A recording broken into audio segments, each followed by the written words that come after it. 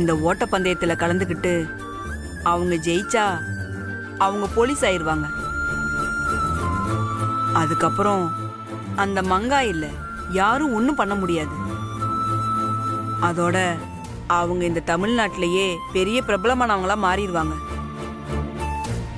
அவங்க மேல அவ்வளோ சீக்கிரம் யாரும் கை வைக்க முடியாது.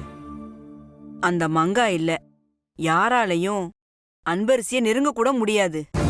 நீங்க பண்ண புண்ணியம் உங்க பொண்ணுக்கு எந்த ஆபத்தும் வராது. அம்மா, எவ்வளவு நேரம் வேணாலும் டைம் எடுத்துக்கோங்க, எவ்வளவு வேணாலும் யோசிங்க. ஆனா கடைசியா நல்ல முடிவா சொல்லுங்க. அதோட இன்னொரு முக்கியமான விஷயம், அந்த வீட்டுக்கு ஒரு சாமிஜி வந்தாரு. சாருக்கு ஒரு பெரிய கண்டம் வரப்போகுது. சந்திரசேகர் அவரோட மனைவி கழுத்துல திரும்ப ஒரு முறை தாலி கட்டணும். அதுவும் இன்னையிலிருந்து 3வது நாள் வர்ற பௌர்ணமி அன்னைக்கு. அப்படி பண்ணிட்டா இந்த கண்டத்திலிருந்து அவர் முழுசா தப்பிச்சிடலாம். மனைவி கழுத்துலன்னா அது முதல் மனைவி தானே குறிக்கும் சாமிஜி? ஆமா, முதல் மனைவி இருக்கும்போது அதுதான் முறை, அதுதான் சரியும் கூட. ஆமாமா, அந்த சாமிஜியை பத்தி உங்களுக்கு தெரியுமான்னு எனக்கு தெரியல. அவர் சொல்லி இது வரைக்கும் எதுவும் நடக்காம இருந்தது இல்லம்மா. சாரை காப்பாத்தணும்னா நீங்க வெளியே வரணும், உண்மை உலகத்துக்கு தெரியணும். காலம் தாண்டிய நீதி தண்டனையை விட கொடுமையானதுன்னு சொல்லுவாங்க. ஏதோ எனக்கு தெரிஞ்சதை சொல்லிட்டேன். அப்புறம் எல்லாம் உங்க முடிவுல தாமா இருக்கு. உங்களை பத்தி விசாரிச்சோம், அப்பதான் தெரிஞ்சது நீங்க 20 வருஷமா உங்க அப்பாவை தேடிட்டு இருக்கதா கேள்விப்பட்டோம். அது உண்மையா? ஆமா, அப்பா அம்மா பாட்டின்னு எல்லாரும் என் பக்கத்துல இருக்கும் போதுதான் நான் ஜெயிக்கணும். அதுவும் என்னோட கனவுதான்.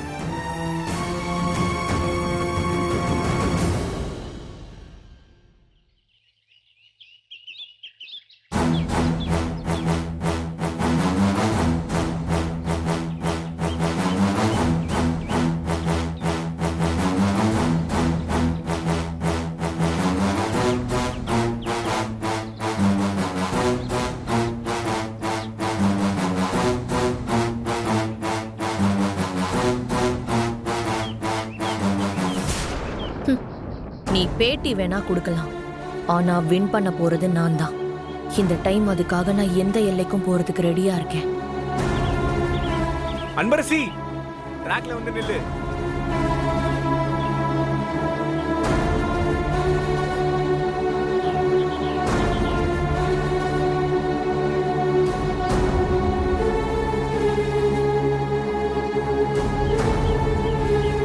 நம்ம காலேஜ்ல இருந்து ஒருத்தர் தான் இந்த டோர்னமெண்ட்ல பார்ட்டிசிபேட் பண்ண முடியும்னு டோர்னமெண்ட் கமிட்டில சொல்லிட்டாங்க. நானும் எவ்வளவோ பேசி பார்த்தேன், பட் ஒத்துக்கல. ஒரு காலேஜ்ல இருந்து ஒருத்தர் தான் அப்படின்னு ஸ்ட்ரிக்டா சொல்லிட்டாங்க. சோ அது யாருன்னு இப்ப டிசைட் பண்ண போறோம். யாரோட பெர்ஃபார்மன்ஸ் பெஸ்டா இருக்கோ அவங்கள தான் நான் செலக்ட் பண்ண போறேன். So, get ready.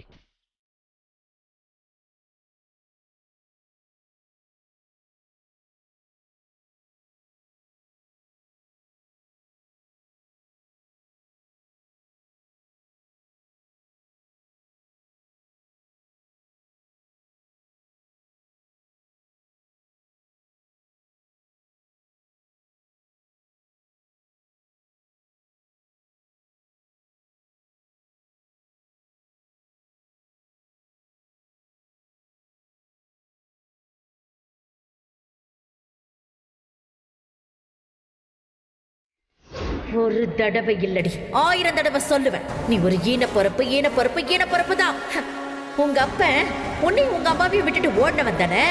இன்னும் சொல்லணும்னா அவனும் ஒரு தப்பானவன் தான், நீயும் தப்பானவனுக்கு பிறந்தவதான்.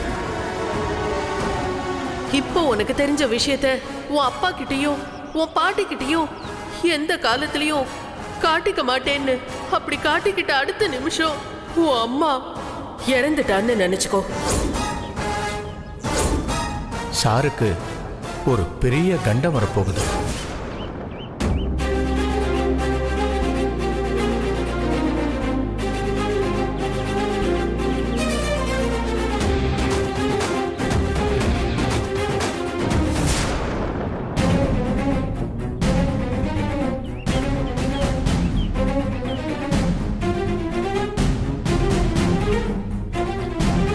ரெடியா?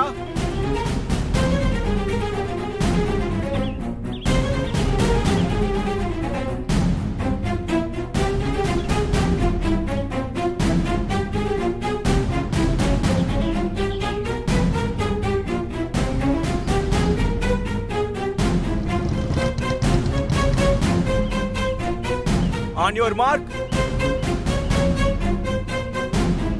Get set.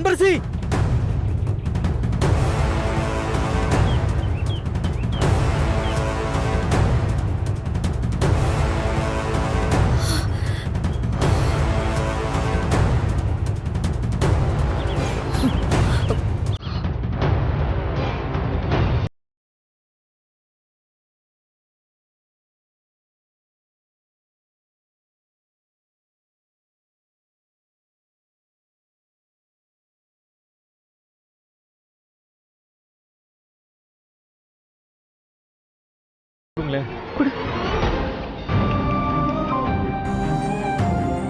அன்பரசி, அன்பரசி, ஏய் அன்பரசி, அன்பரசி, கண்ணை தோற. ஏய்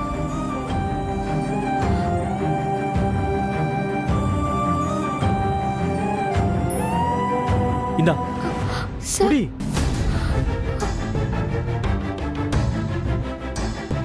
ஓகேவா? Okay sir. ஓகேவா அன்பரசி? நீங்க பரவாயில்ல சார். ரொம்ப ஸ்ட்ரெஸ்ஸா இருக்கீங்க போல. ஆனா நான் உங்களை ரொம்ப நம்பினேன். Very sorry. நீங்க இப்ப இருக்கிற நிலைமைக்கு நீங்க கலந்துக்கிறது நல்லதே இல்லை. அது மட்டும் இல்லாம இந்த போட்டியில நீங்க தோத்துட்டீங்க. சோ எலிமினேட் பண்றதை தவிர எனக்கு வேற வழி தெரியல.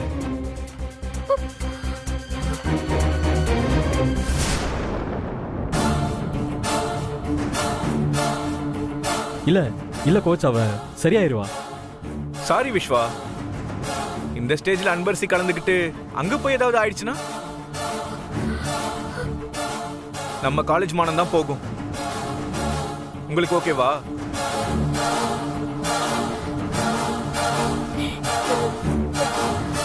அன்பரசி, அன்பரசி, ஏய் அன்பரசி. விஸ்வா, அவளால முடியல விஸ்வா, விட்டுருங்க அவளை. இனி அவளால எப்படி பர்ஃபார்மன்ஸ் பண்ண முடியும் சொல்லுங்க? ஃபர்ஸ்ட் அவ ஹெல்த்தை பாத்துக்க சொல்லுங்க. அனன்யா, ஈவினிங் பிராக்டிஸ் இருக்கு, கிரவுண்டுக்கு வந்துரு. நீ தான் இதுல பார்ட்டிசிபேட் பண்ண போற. நான் காலேஜ்ல சொல்லிடுறேன். Okay coach. மத்தவங்கலாம் கிளாஸ் போங்க. கோச், ஒரு நிமிஷம் சொல்லுங்க. ப்ளீஸ் கோச், அன்பரசி பத்தி எனக்கு நல்லா தெரியும். அவளுக்கு வேற ஏதோ ஸ்ட்ரெஸ் இருக்கு. சாரி விஸ்வா, அவ லூஸ் பண்ணா எனக்கும் அசிங்கம் தான். என் பெரிய நான் காப்பாத்திக்கணும்ல. ப்ளீஸ் புரிஞ்சுக்கோங்க. இதுக்கு மேல நீங்க பேசணும்னா காலேஜ் கமிட்டி கிட்ட பேசிக்கோங்க. கோச், நான் போய் பேச தான் போறேன். அவ கண்டிப்பா வின் பண்ணுவா, எனக்கு முழுசா நம்பிக்கை இருக்கு. அப்ப நீங்களே அவளை தனியா உங்க சார்பா பார்ட்டிசிபேட் பண்ண வைங்க. வின் பண்ணா உங்களுக்கும் பெருமை தானே. பண்றேன், நானே பண்றேன்.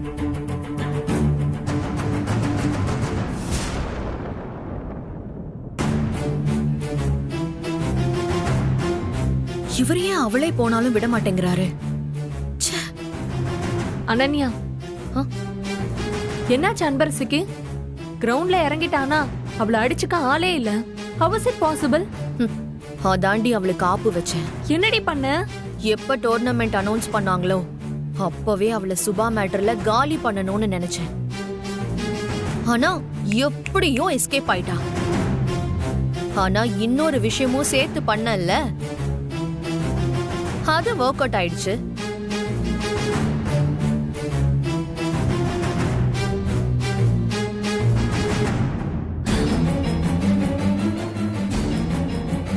Imported drugs. இத நான் அவ சாப்பிடுற ஃபுட்டுல இருந்து டெய்லி குடிக்கிற தண்ணி வரைக்கும் எல்லாத்துலயும் இத கலந்து வச்சிருக்கேன்.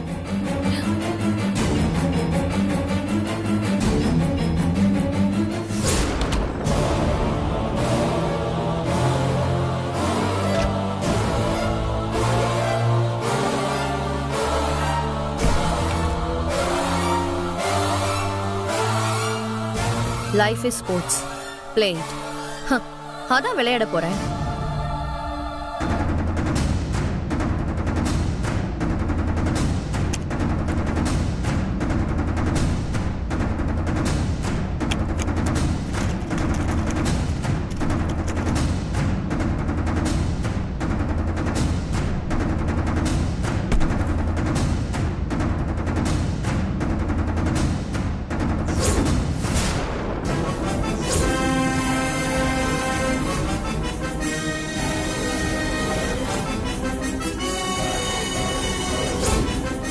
இது ஸ்லோ பாய்சன் மாதிரி கொஞ்சம் கொஞ்சமா அவ உடம்புல போய் பிளட்ல மிக்ஸ் ஆகி உடம்பு ஃபுல்லா ஸ்ப்ரெட் ஆயிடும்.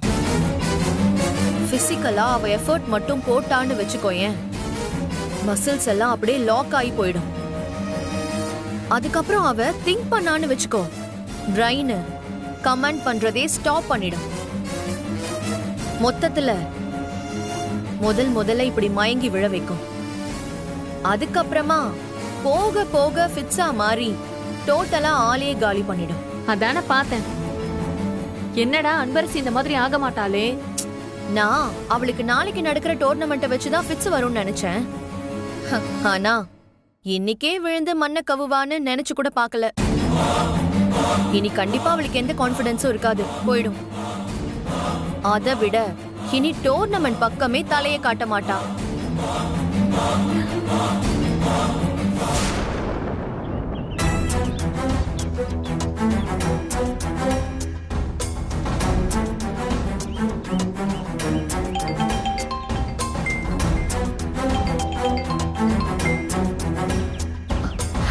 சொல்லுங்க கோச். அன்பரசி, நீ இப்ப எங்க இருக்க? நான் என்ட்ரன்ஸ் கிட்ட இருக்கேன்.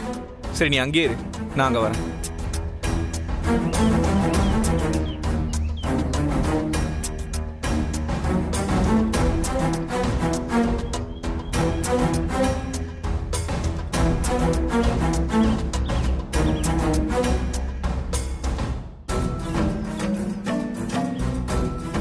அன்பரசி, உன்கிட்ட ஒரு விஷயம் சொல்றேன், நீ தப்பா நினைச்சுக்காத.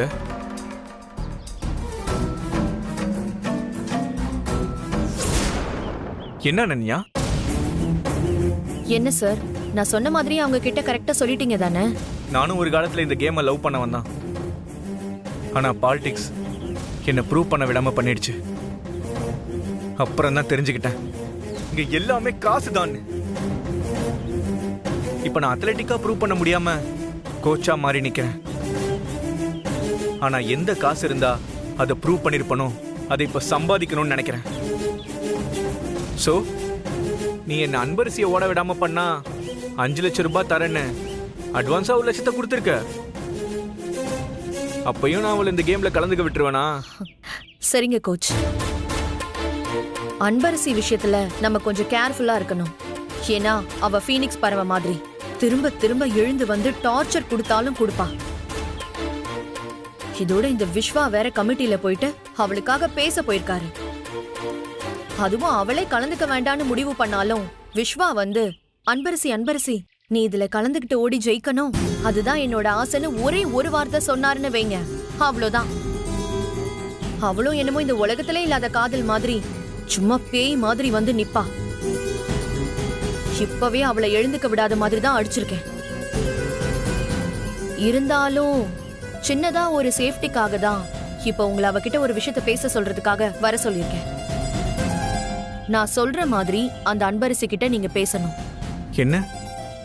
சொல்றேன்.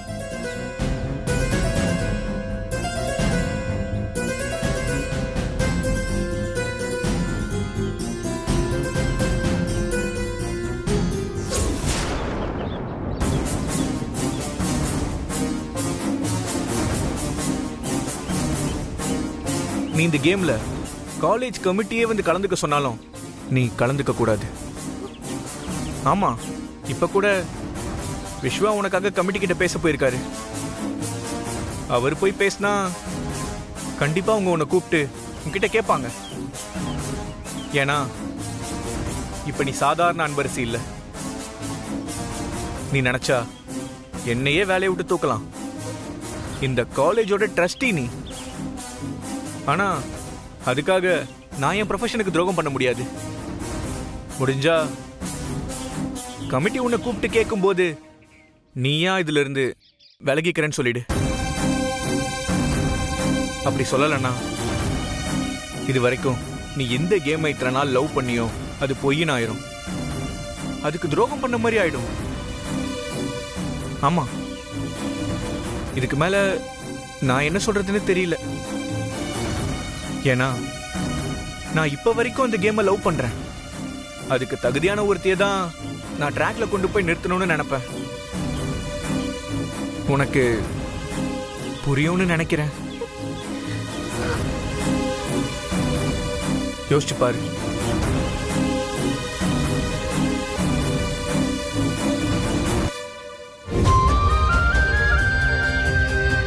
அன்பரசி, உன்னை அடிச்சுக்க இந்த உலகத்திலேயே யாரும் இல்ல. நீ ஓட்டப்பந்தயத்துல ஓடுனா உங்க அம்மா காலை உடச்சிருவன்னு சொல்லியும் உங்க அம்மாக்கு தெரியாம ஓடி ஜெயிக்கிற.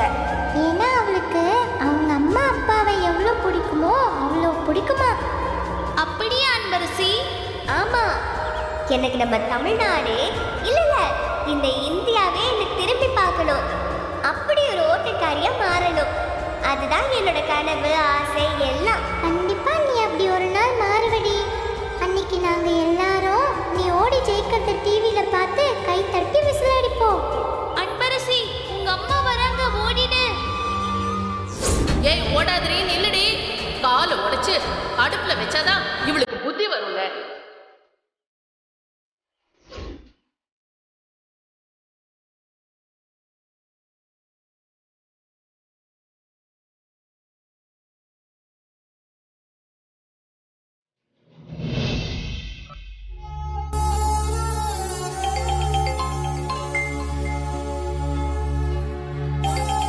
அம்மா கால் பண்ணுது.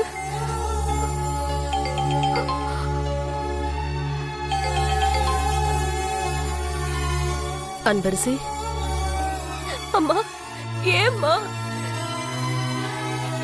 என்ன விட்டுட்டு எங்கம்மா போன? அம்மா, எனக்கு சாகுற மாதிரி இருக்கும்மா.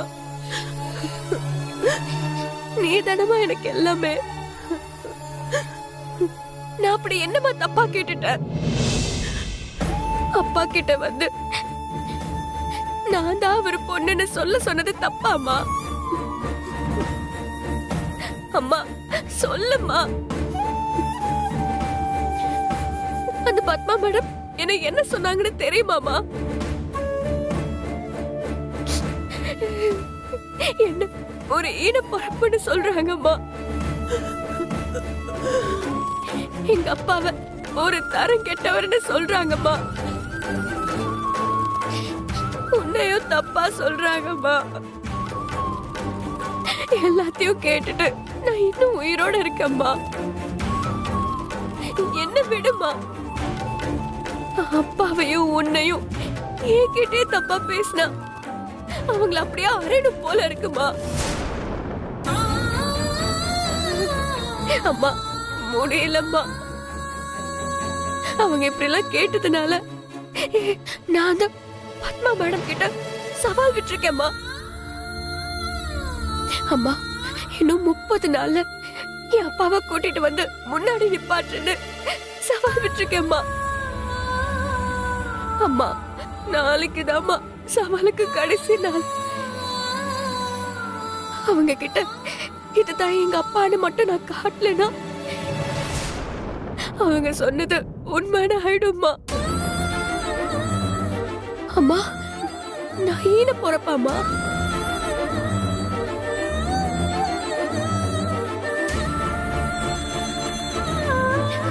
அம்மா சொல்லுமா, நான் தப்பான பொறப்பாமா?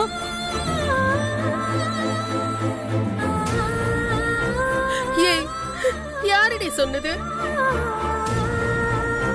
ஊரே ஆம்பளை புள்ள கேட்ட காலத்துல உங்க அப்பா ஆசைப்பட்ட காரணத்துக்காக பொம்பளை புள்ளதான் பிறக்கணும்னு அந்த கொலசாமி செல்லாண்டியே எனக்கு மகளா வந்து பிறக்கணும்னு 9 நாள் எச்சி கூட முழுங்காம இருந்தேன். அதுக்கப்புறம் கரு தங்கி பிறந்தவடி நீ எப்படி தப்பான பொறப்பா இருப்ப? அப்புறம் ஏம்மா